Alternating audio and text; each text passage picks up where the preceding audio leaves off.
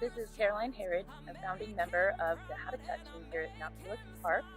She's worked very hard for the past decade to return Mount Helix Park to its native plants. Caroline, what was the Habitat team doing today? And it's a cold, dark time. We get less sunlight and a good time for us to be planting native trees. So we've got some what we call Chiliopsis linearis, and those are beautiful native flowers, trees to this area. We were able to go up to Moosa Creek.